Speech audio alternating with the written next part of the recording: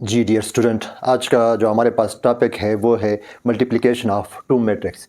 अच्छा, multiplication of two matrix के लिए कि इसका मल्टीप्लिकेशन हो सकता है कि नहीं। तो मल्टीप्लिकेशन के लिए कुछ कंडीशन है। अगर वो मैट्रिक्स फुलफिल करते हैं तो उसका मल्टीप्लिकेशन हो सकता है। कंडीशन जो चेक करेंगे किसी भी दो मैट्रिक्स के मल्टीप्लिकेशन का वो ये है कि column of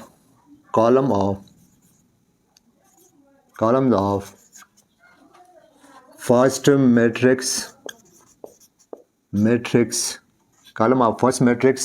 is equal to row of second matrix। यानी हमारे पास दो मैट्रिक्स उस वक्त कंफर्मेबल फॉर मल्टीप्लिकेशन होंगे कि जब पहले मैट्रिक्स के कॉलम दूसरे मैट्रिक्स के रो के बराबर होंगे। तो ऊपर जो उसने मैट्रिक्स दिए गए है उसमें उन्होंने मांगा है कि ये मल्टीप्लिकेशन इसका हो सकता है कि नहीं। तो हम चेक कर लेते हैं। पहला मैट्रिक्स है ए बी, तो इसको अगर हम चेक कर ले तो इसका रो कितने हैं, कॉलम पहले चेक कर ले। कॉलम्स इसके कितने हैं 1, और रो इसके कितने हैं 2 रो है और 1 कॉलम।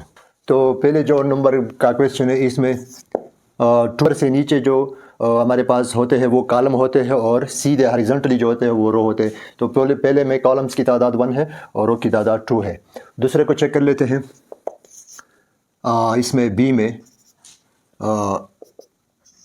पी क्यू, तो इसमें कॉलम की तादाद 2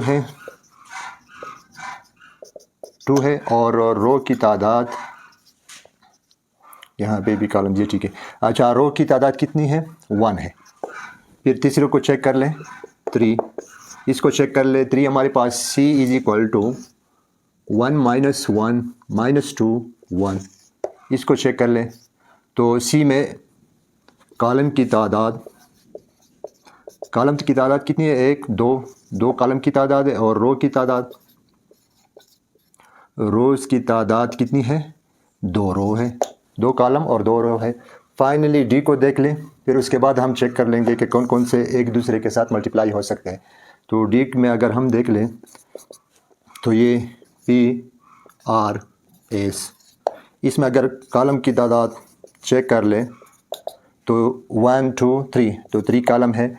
इसी तरह रो की तादाद को अगर हम चेक कर ले तो 1 रो है। अच्छा, पहले मैट्रिक्स के कॉलम और दूसरे मैट्रिक्स के रो अगर बराबर हो तो वो एक दूसरे के साथ कंफर्मेबल है फॉर मल्टीप्लिकेशन।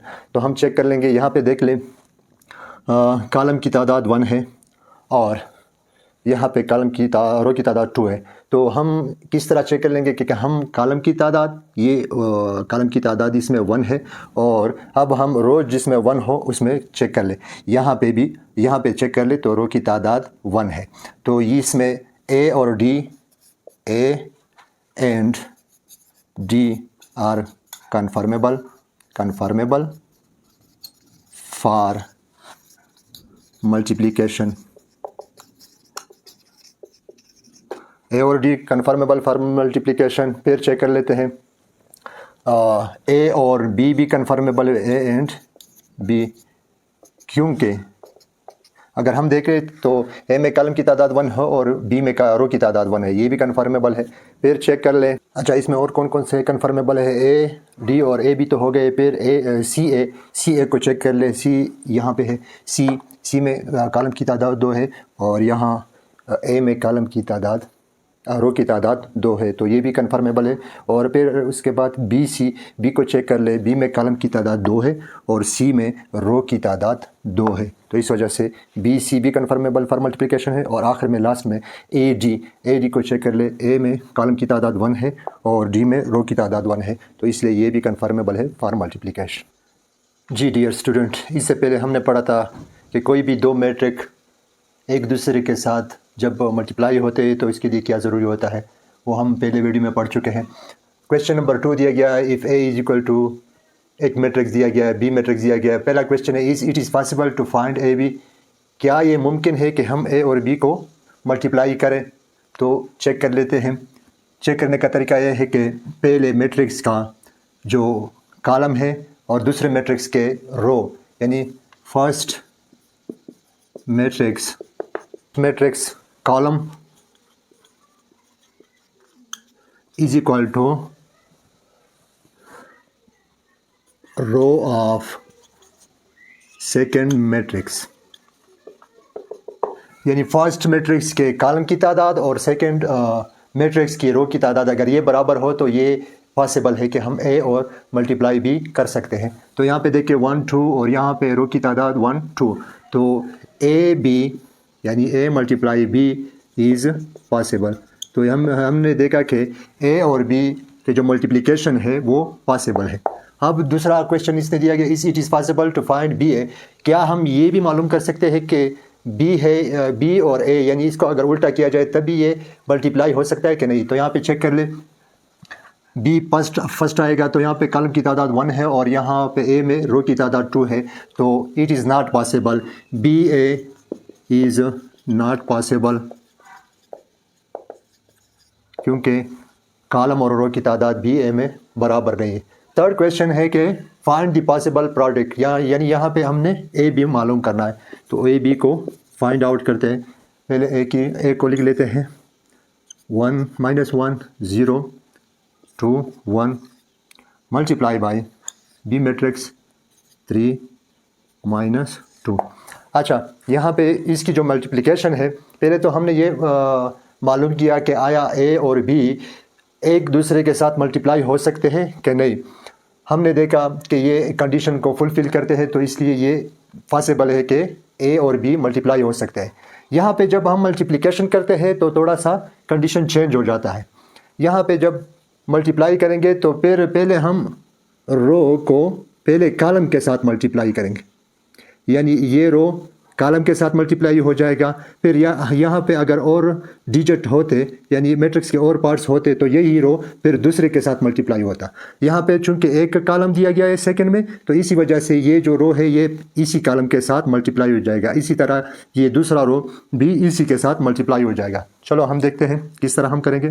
पहला रो और पहला कॉलम आपस में मल्टीप्लाई हो जाएगा, तो यहाँ पे देख लेते हैं -1 मल्टीप्लाई बाई 3, फिर 0 + 0 मल्टीप्लाई बाई -2, ये आ जाएगा। चूँकि यहाँ पे ये जो रो है यहाँ पे दूसरा कॉलम है नहीं कि हम यहाँ पे इसको लिख सके, इस वजह से यहाँ पे यही एक रो आता है। तो दूसरे का नंबर स्टार्ट कर लेते हैं, तो ये 2 मल्टीप्लाई बाई 3, फिर यही रो इसी तरह इस कॉलम के साथ मल्टीप्लाई हो जाएगा, +1 मल्टीप्लाई बाई -2, यह आ जाएगा -3, ये -3 आ जाएगा, प्लस 0 आ जाएगा क्योंकि ये 0 से मल्टीप्लाई होकर 0 आ जाएगा। ये 6 + -2, ये आ जाएगा। यहाँ पे अगर देख ले तो ए बी जो मल्टीप्लिकेशन है वो उसका रिज़ल्ट हमारे पास क्या आ जाएगा, -3 और 6 में से 2 चला गया तो ये 4 आ जाएगा। तो ये था हमारे पास ए मल्टीप्लाई बाई बी। जी डियर स्टूडेंट, क्वेश्चन नंबर 3, इसमें मुख्तलिफ़ किस्म के मैट्रिक्स दिए गए हैं, तो वो कहता है कि ए बी और सी डी को फाइंड करना है। सबसे पहले हम ये चेक कर लेंगे कि ए बी मल्टीप्लाई हो भी सकते हैं, यानी इसकी पॉसिबिलिटी है कि ये मल्टीप्लाई हो सकते हैं कि नहीं। तो चेक कर लेते हैं। चेक करने का कंडीशन आसान है कि यहाँ पे हम ए में जो कॉलम है उनकी तादाद और बी में जो रो की तादाद है अगर वो बराबर हो तो ये मल्टीप्लिकेशन हो सकती है। यहाँ पे ए पे चेक कर ले तो यहाँ पे कॉलम की तादाद 2 है, बी में रो की तादाद 2 है, तो ये मल्टीप्लिकेशन हो सकती है। चलो हम इसको मल्टीप्लाई करते हैं, ए मल्टीप्लाई बी। तो मैट्रिक्स लिख लेते हैं। ए का मैट्रिक्स है 4 1 3 1 मल्टीप्लाई बाई बी 1 -1 -3 4, इसको मल्टीप्लाई कर लेते हैं। अब जब हम मल्टीप्लिकेशन करते हैं तो पहले का रो और दूसरे मैट्रिक्स का कॉलम हम मल्टीप्लाई करते हैं, यानी किस तरह, हम इस तरह कर लेते हैं। ये जो मुकम्मल रो है ये पहले इस कॉलम के साथ मल्टीप्लाई हो जाएगा, तो यहाँ पे 4 मल्टीप्लाई बाई 1 + 1 मल्टीप्लाई बाई -3, ये आ जाएगा। फिर यही रो दूसरे कॉलम के साथ मल्टीप्लाई हो जाएगा, यहाँ पे 4 मल्टीप्लाई बाई -1 + 1 मल्टीप्लाई बाई 4। इसी तरह सेकंड जो रो है वो भी इस तरह कॉलम के साथ मल्टीप्लाई हो जाएगा, 3 मल्टीप्लाई बाई 1 + 1 मल्टीप्लाई बाई -3, फिर 3 मल्टीप्लाई बाई -1 फिर +1 मल्टीप्लाई बाई 4, ये आ जाएगा। तो जो हमारा फाइनल रिजल्ट आएगा वो किस तरह का, 4 multiply by 1 4 plus into -3, 4 multiply by -4 1 plus 1 multiply by 4, यह आ जाएगा। 3 मल्टीप्लाई बाई 1 3 प्लस इंटू -3 आ जाएगा यहाँ पे, और यहाँ पे 3 मल्टीप्लाई बाई -1 -3 प्लस 4 के 4, यह आ जाएगा। तो ये 4 में से 3 अगर माइनस करें तो यहाँ पे 1 आ जाएगा, यहाँ पे ये कैंसिल होके 0 आ जाएगा, यहाँ पे 3 से गया 0 आ जाएगा, यहाँ 4 से 3 चला जाएगा तो ये 1 आ जाएगा। तो ये हमारे पास था A multiply by B matrix, जिसका ये रिजल्ट है। C मल्टीप्लाई बाई D यानी सी डी को हल करना है, यानी दूसरी क्वेश्चन का दूसरा हिस्सा सी डी। पहले सी डी को चेक कर ले कि आया ये एक दूसरे के साथ मल्टीप्लाई हो सकते हैं कि नहीं। यहाँ पे कॉलम की तादाद चेक कर ले 1 2, और डी में रो की तादाद 1 2, तो ये बराबर है दोनों, इस वजह से सी डी यहाँ पे मल्टीप्लाई हो सकते हैं। तो हम सी डी को लिख लेते हैं, सी की जगह अपनी मैट्रिक्स 3 4 1 2 मल्टीप्लाई बाई डी की जगह अपना मैट्रिक्स, तो ये आ जाएगा 1 -2 -1 और 2 बटा हुआ 3, ये आ जाएगा। इसको जब हम मल्टीप्लाई करेंगे, मल्टीप्लिकेशन का तरीका आसान है, यहाँ पे हम क्या करेंगे, इसका रो और इसका कॉलम ये मल्टीप्लाई करेंगे। तो 3 multiply by 1 4 multiply by plus 4 multiply by -1 और 2, फिर यही रो इस दूसरे कॉलम के साथ 3 multiply by -2 4 multiply by plus 4 multiply by 2/3, ये आ जाएगा। फिर यहाँ पे दूसरा रो इसके साथ मल्टीप्लाई हो जाएगा 1 multiply by 1 multiply by 1 plus 2 multiply by -1 और 2, फिर यही 1 multiply by -2 plus 2 multiply by 2/3, ये आ जाएगा। इसको फिर हल कर लेते हैं। 3 मल्टीप्लाई बाई 1 3 प्लस ये एक दूसरे के साथ कैंसिल हो जाएगा तो ये -1 आ जाएगा। अच्छा, ये 3 मल्टीप्लाई बाई -2 ये -6 आ जाएगा, प्लस ये 8 डिवाइडेड बाई 3 आ जाएगा। अच्छा, यहाँ पे 1 क्रॉस 1 आ जाएगा, प्लस ये कैंसिल, तो यहाँ पे प्लस -1 आ जाएगा। अच्छा, ये यहाँ पे -2 आ जाएगा, प्लस 4 डिवाइडेड बाई 3, ये आ जाएगा। यहाँ पे 3 से 1 चला जाए तो 2 आ जाता है। यहाँ पे अगर हम LCM ले लें तो इसका LCM क्या आता है, 3 आता है, 3 LCM है।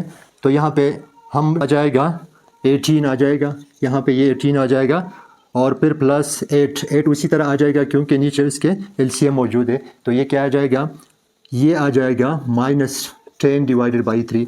तो यहाँ पे रिज़ल्ट आ जाएगा इस दूसरे में, यहाँ पे 10 डिवाइडेड बाई यानी -10 डिवाइडेड बाई 3, ये आ जाएगा।